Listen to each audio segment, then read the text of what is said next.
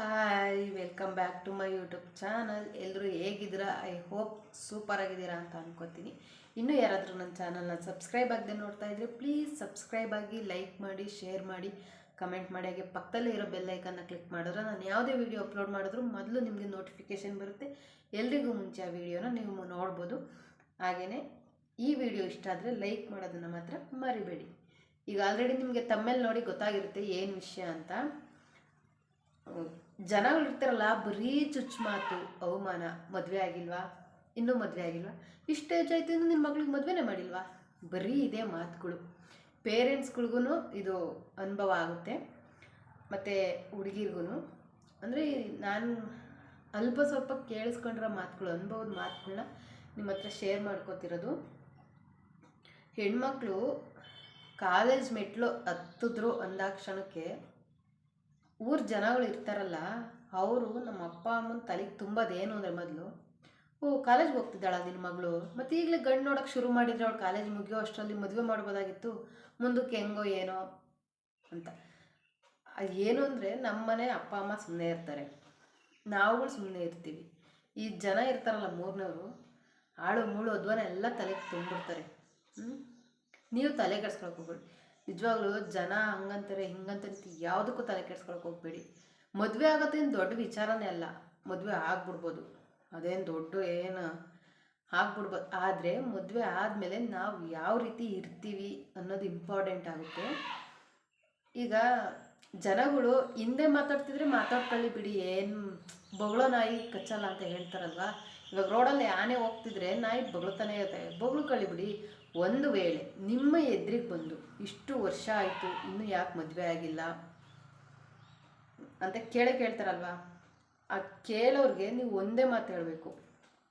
ಏನು ಅಂದರೆ, ಆಯಿತು ನಾನು ಮದುವೆ ಆಗೋಕ್ಕೆ ಒಪ್ಕೋತೀನಿ, ಆದರೆ ನಮ್ಮ ಮನೇಲಿ ದುಡ್ಡಿನ ಪ್ರಾಬ್ಲಮ್ ಐತೆ, ಮತ್ತು ನಮ್ಮ ಅಪ್ಪ ಅಮ್ಮಂಗೆ ಒಳ್ಳೆ ಹುಡುಗನ ನೋಡಿ ಹುಡುಕಿ ಮದುವೆ ಮಾಡೋಕ್ಕಾಗಲ್ಲ, ಮತ್ತು ನಾವು ಮದುವೆ ಆದಮೇಲೂ ನಮ್ಮ ಜೀವನ ಹೆಂಗೆ ಆದ್ರೂ ಆ ಜೀವನ ನಡೆಸೋಕ್ಕೆ ನೀವು ಬರ್ತೀರಾ. ಇದೆಲ್ಲದೂ ಈಗ ಹುಡುಗನ್ನೂ ನೋಡೋಕ್ಕಾಗಲ್ಲ, ಈಗ ದುಡ್ಡು ಇಲ್ಲಪ್ಪ ನಮ್ಮ ಹತ್ರ, ನೀವೆಲ್ಲಾದರೂ ಹುಡುಗನ ನೋಡಿ ದುಡ್ಡೆಲ್ಲ ಕೂಡಿಟ್ಕೊಂಡು ನಮ್ಮ ಮದುವೆ ಮಾಡ್ತೀರಾ? ಕೇಳಿ. ಯಾಕೆ ಅವ್ರಿಗೆ ಎದ್ರುಕೋಬೇಕಾ? ಎದ್ರುಕೊಳ್ಳೋ ಸೀನೇ ಇಲ್ಲ. ಎದ್ರುಕೊಂಡು ಕೂತ್ಕೊಂಡ್ರೆ ಜನ ಎದುರಿಸ್ತಾನೆ ಇರ್ತಾರೆ, ಎದ್ರುಕೊಳ್ಳೋಕೆ ಹೋಗ್ಬಾರ್ದು. ಅವ್ರನ್ನ ಕೇಳಿ, ದುಡ್ಡಿಲ್ಲ, ನಮ್ಮ ಮನೇಲಿ ಹುಡುಗನ ಹುಡ್ಕೋಕ್ಕಾಗಲ್ಲ, ನೀವು ಹುಡುಕಿ ಮಾಡ್ತೀರಾ? ಆಮೇಲೆ ಮತ್ತೆ ಇವಾಗ ಓಕೆನಪ್ಪ ನೀವು ಹೇಳಿದ್ರಿ ಅಂತೇಳಿ ಏನೋ ನಾನು ಮದುವೆ ಆಗ್ಬಿಡ್ತೀನಿ, ಮುಂದಕ್ಕೆ ನಾನು ಮದುವೆ ಆದಮೇಲೆ ನನ್ನ ಜೀವನ ಏನಾದರೂ ಆದರೆ ಆ ಜೀವನ ನಡೆಸೋಕೆ ನೀವು ಬರ್ತೀರಾ? ಕೇಳಿ. ಅವರೇ ನಮಗೆ ಅಷ್ಟು ಚುಚ್ಚಿ ಮಾತಾಡಬೇಕಾದ್ರೆ ನಾವು ಅವ್ರಿಗೆ ಮುಖ ಕೊಡ್ದಂಗೆ ಮಾತಾಡಿದ್ರೇ ಅವ್ರು ಸುಮ್ಮನೆ ಆಗೋದು. ನಿಜ. ಆ ಥರ ಮಾತಾಡಿ ನೋಡಿ, ಅವ್ರು ಮತ್ತೆ ನಿಮ್ಮ ಮದುವೆ ಸುದ್ದಿಗೂ ಬರಲ್ಲ, ನಿಮ್ಮ ಮನೆ ವಿಚಾರಕ್ಕೂ ಬರಲ್ಲ. ಅವ್ರು ಏನೋ ಅಂದ್ಕೊಂಡಿರ್ತಾರೆ, ಅವ್ರ ಮನೆಗೂ ಹೆಣ್ಮಕ್ಳು ಇರ್ತಾರೆ, ಅವ್ರು ಏನೋ ಮದುವೆ ಮಾಡಿಬಿಟ್ಟಿರ್ತಾರೆ, ಅವ್ರು ಮದುವೆ ಮಾಡಿದ್ದೀವಿ ಅನ್ನೋ ಕೊಬ್ಬಲ್ಲೋ ಏನೋ ಗೊತ್ತಿಲ್ಲ ಮಾತಾಡ್ತಾನೆ ಇರ್ತಾರೆ. ಅದಕ್ಕೆ ನಾವು ತಲೆ ಕೆಡ್ಸ್ಕೊಳಕ್ಕೆ ಹೋಗ್ಬಾರ್ದು. ಅವ್ರು ಏನು ಅಂದರೆ, ಈಗ ಅವ್ರು ಅಷ್ಟು ಬೇಗ ಹೆಣ್ಮಕ್ಳಿಗೆ ಮದುವೆ ಮಾಡಿರ್ತಾರಲ್ವ, ಏನು ಅಂದರೆ ಅವ್ರ ಮಕ್ಳ ಮೇಲೆ ಅವ್ರಿಗೆ ನಂಬಿಕೆ ಇರಲ್ಲ ಅಂತ ಅರ್ಥ. ಅಥವಾ ಅವ್ರ ಸಂಸಾರದಲ್ಲಿ ಏನೋ ಒಂದಾಗಿರುತ್ತೆ, ಅದು ಯಾರಿಗೂ ಕಾಣಬಾರ್ದು, ಯಾರಿಗೂ ಗೊತ್ತಾಗಬಾರ್ದು ಅನ್ನೋ ವಿಚಾರಕ್ಕೆ ಮಕ್ಕಳಿಗೆ ಚಿಕ್ಕ ಏಜ್ಗೆ ಮದುವೆ ಮಾಡಿಬಿಡ್ತಾರೆ. ಅದು ಅವ್ರಿಗೆ ಗೊತ್ತಿರಲ್ಲ, ಏನೋ ಬಿಲ್ಡಪ್ಪು, ನಾನು ಮದುವೆ ಮಾಡಿಬಿಟ್ಟು ಏನೋ ಸಾಧನೆ ಮಾಡಿಬಿಟ್ಟಿದ್ದೀನಿ ಅನ್ನೋ ಥರ ಮಾತಾಡ್ತಿರ್ತಾರೆ. ಅದಕ್ಕೆಲ್ಲ ತಲೆ ಕೆಡಿಸ್ಕೊಳ್ಳೋ ಅವಶ್ಯಕತೆ ಇಲ್ಲ.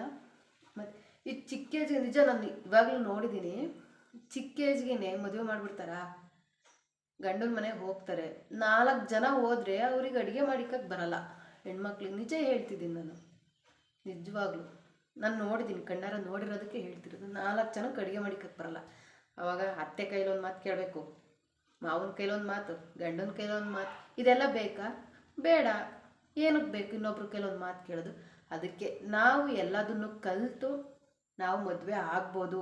ನಮ್ಮ ಜೀವನದಲ್ಲಿ ಏನೇ ಆದ್ರೂ ನಮಗೆ ಅದನ್ನು ಎದುರಿಸೋ ಶಕ್ತಿ ಐತೆ ಅಂತ ನಿಮಗೆ ಅನ್ಸೋವರೆಗೂ ಮದುವೆ ವಿಚಾರಕ್ಕೆ ತಲೆ ಕೆಡಿಸ್ಕೊಳ್ಳೋಕ್ಕೆ ಹೋಗಬೇಡಿ. ನಿಜ. ಅವ್ರು ಹೇಳ್ತಾರೆ ಇವ್ರು ಹೇಳ್ತಾರೆ ಅಂತ ಎಲ್ಲ ತಲೆ ಕೆಡಿಸ್ಕೊಂಡು, ಅಯ್ಯೋ ನಮ್ಮ ಅಪ್ಪ ಅಮ್ಮಂಗೆ ಅಂತಾರೆ, ಆ ಥರ ಅಂದ್ಕೊಂಡು ನಿಮ್ಮ ಜೀವನನ ನೀವು ಹಾಳು ಮಾಡ್ಕೊಳಕ್ಕೆ ಹೋಗಬೇಡಿ. ನಡೀತಾ ಇರೋ ಫ್ಯಾಕ್ಟ್ ಇದು. ಪೇರೆಂಟ್ಸ್ಗಳು ಅಷ್ಟೇ, ಅವ್ರ ಮಕ್ಕಳನ್ನ ಅವ್ರು ಮದುವೆ ಮಾಡಿಬಿಟ್ರು, ನಾವಿನ್ನೂ ಮಾಡಿಲ್ಲ, ಆ ಥರ ಅಂದ್ಕೊಳಕ್ಕೆ ಹೋಗ್ಬೇಡಿ. ಅದು ಯಾವಾಗ ಏನಾಗಬೇಕೋ ಅದೇ ಆಗೋದು. ನೀವು ತಿಪ್ಪುರ್ಲಾಗ ಹಾಕಿದ್ರು ಅದು ಆಗಲ್ಲ. ಅದಕ್ಕೋಸ್ಕರ ಅಷ್ಟೇ, ನಿಮ್ಮ ಮಕ್ಳುಗಳಿಗೆ ತೊಂದರೆ ಕೊಡಬೇಡಿ. ಮದುವೆ ಆಗು ಅವರಾದರೂ ನೀವಿನ್ನೂ ಆಗಿಲ್ಲ ಅಂತ ಎಲ್ಲ ಹೇಳಕ್ಕೆ ಹೋಗ್ಬೇಡಿ. ನೀವಿನ್ನೂ ನಿಮ್ಮ ಮಕ್ಳಿಗೆ ಸಪೋರ್ಟ್ ಮಾಡಿ. ಏನೇ ಕಷ್ಟ ಬಂದರೂ ಮದುವೆ ಆಗಿ ಹೋದರೆ ಆ ಮನೇಲಿ ಎಷ್ಟೆಲ್ಲ ಇರುತ್ತೆ ಅನ್ನೋದು ನಿಮಗೂ ಗೊತ್ತಿರುತ್ತೆ. ನೀವು ಅದನ್ನೆಲ್ಲ ದಾಟ್ಕೊಂಡೇ ಬಂದಿರ್ತೀರ. ಅಷ್ಟೆಲ್ಲ ನನ್ನ ಮಗಳು ನಿಭಾಯಿಸ್ಕೊಂಡು ಹೋಗ್ತಾಳೆ ಅಂತ ನಿಮಗೆ ಯಾವಾಗ ಗೊತ್ತಾಗುತ್ತೆ, ಅವಳಿಗೆ ಆ ಶಕ್ತಿ ಐತೆ, ಏನೇ ಬಂದರೂ ನಡೆಸ್ಕೊಂಡು ಹೋಗ್ತಾಳೆ ಅಂತ ನಿಮಗೆ ಯಾವಾಗ ಗೊತ್ತಾಗುತ್ತೋ ಅವಾಗ ಮದುವೆ ಮಾಡೋಕ್ಕೆ ಟ್ರೈ ಮಾಡಿ. ಅದು ಬಿಟ್ಬಿಟ್ಟು ಈ ಕಾಲೇಜ್ಗೆ ಹೋಗುವಾಗಲೇ ಮಕ್ಕಳನ್ನ ಮದುವೆ ಮಾಡಿಬಿಡೋದು, ಇನ್ನು 18-19 ವರ್ಷಕ್ಕೆ, ಅವಕ್ಕಿನ್ನೂ ಏನೂ ಗೊತ್ತೇ ಇರಲ್ಲ, ಏನೂ ಗೊತ್ತಿರಲ್ಲ, ಆವಾಗಲೇ ಮದುವೆ ಮಾಡಿಬಿಡೋದು. ಮುಂದೆ ನಾಳೆ ಏನೋ ಒಂದು ಆದರೆ ಅವ್ರಿಗೆ ಪಾಪ ಅದ್ರ ಬಗ್ಗೆ ಗೊತ್ತೇ ಇರಲ್ಲ, ಅವ್ರು ಹೇಗೆ ನಿಭಾಯಿಸ್ಕೊಂಡು ಹೋಗ್ತಾರೆ. ಅದಕ್ಕೆ ಹೆಣ್ಮಕ್ಳಿಗೆ ಹೇಳ್ತಾ ಇದ್ದೀನಿ, ಮದುವೆ ಅನ್ನೋ ವಿಷಯದಲ್ಲಿ ಮಾತ್ರ ಟೈಮ್ ತೊಗೊಳ್ಳಿ, ತುಂಬ ಟೈಮ್ ತೊಗೊಳ್ಳಿ. ಅವ್ರು ಹೇಳ್ತಾರೆ ಇವ್ರು ಹೇಳ್ತಾರೆ ಅಂತ ತಲೆ ಕೆಡಿಸ್ಕೊಬೇಡಿ. ಹೇಳಿದ್ನಲ್ಲ, ಬೊಗಳೋ ನಾಯಿಗಳು ಬೊಗಳ್ತಾನೆ ಇರಲಿ. ನಿಮ್ಮ ಜೀವನನ, ನಿಮ್ಮನೆ ಸಂಸಾರನ ನಡೆಸೋಕೆ ಅವ್ರಿಗೆ ಬರಲ್ಲ. ಏನೇ ಆದರೂ ನೀವೇ ನಿಂತ್ಕೋಬೇಕು, ನೀವೇ ನಡೆಸ್ಬೇಕು. ಅರ್ಥ ಆಯ್ತಾ? ಅನುಭವದ ಮಾತುಗಳನ್ನ ಹೇಳ್ತಾ ಇದ್ದೀನಿ, ಜನಗಳು ಮಾತಾಡ್ತಿರ್ತಾರೆ, ಅದಕ್ಕೋಸ್ಕರ ಹೇಳಿದೆ ಅಷ್ಟೇ. ಈ ವಿಡಿಯೋ ಏನಾದರೂ ಅಲ್ಪ ಸ್ವಲ್ಪ ನಿಮಗೆ ತಿಳ್ಕೊಳ್ಳೋ ಥರ ಐತೆ ಅಂತ ಅನ್ಕೋತೀನಿ. ಐ ಹೋಪ್ ಈ ವಿಡಿಯೋ ಇಷ್ಟ ಆದರೆ ಲೈಕ್ ಮಾಡಿ, ಹಾಗೆ ಸಬ್ಸ್ಕ್ರೈಬ್ ಆಗೋದನ್ನು ಮಾತ್ರ ಮರಿಬೇಡಿ. ಪ್ಲೀಸ್ ಸಪೋರ್ಟ್ ಮಾಡಿ. Thank you. Love you all. Bye.